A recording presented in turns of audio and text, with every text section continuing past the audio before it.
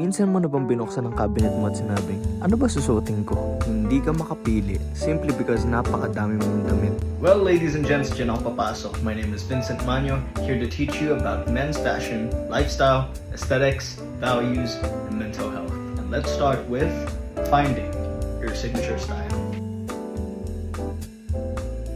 Well, first, to find your signature style, kailangan mo muna intindihin yung sarili mo. Ano bang ginagawa mo araw-araw? Are you more on the professional side? Sa bang estudyante na laging ready and malinis on the get-go? Or are you more on the streetwear? Pero kahit na anong gawin natin, your style should always be a reflection of yourself. Too dark, too light, kahit sobrang colorful pa niyan, hanggat na-represent mo yung sarili mo, okay yan. And what your signature style says about you should be personal, bold, and of course, confident.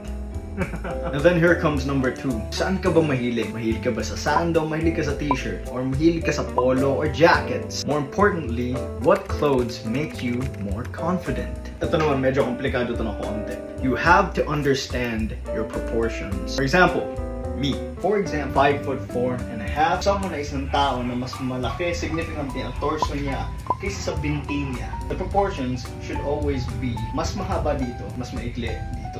For someone who knows, I am more on the professional side. So today, I'm gonna teach you an important factor when it comes to styling, and that is called layering. Ano nga bang layering? Ladies and gents, layering simply means patong-patong. So, incorporate natin kung ano yung mga bagay, patong-patong, pagdating sa lifestyle ninyo. And now, ladies and gents, this is what my professional outfit looks like when it comes to smart casual. White tank top, texturized long black pants. And for the finishing look, some black loafers. Pero, may isa tayong problema. Masyado ng basic ang black. We all believe in the same. Once you go black, you never go back. Totoo yun. Hindi ba kayo nagsasawa? Almost every single one outside is naka-black. Paano natin ma-elevate to?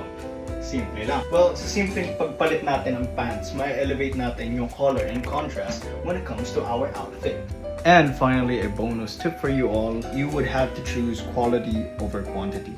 Why is that? Because, ladies and gents, when it comes to our outfits, dyan din papasok yung ating sustainability. Masusuot ko ba to even if I use it like 10, 20, 30 times? Dyan na rin papasok si quality over quantity. Dapat mas prefer nyong bumili ng mas mahal ng konti kaysa dun sa mga cheap products na like kapag isang labaw mo pa lang mag-fade away na. And of course, everyone's financial capacity is different, so I would recommend you to shop slowly but surely create your own wardrobe and find your core pieces. And then, only then, you finally have your signature style. Pero, what if sabihin natin kaya natin silang baliktarin? Just like this.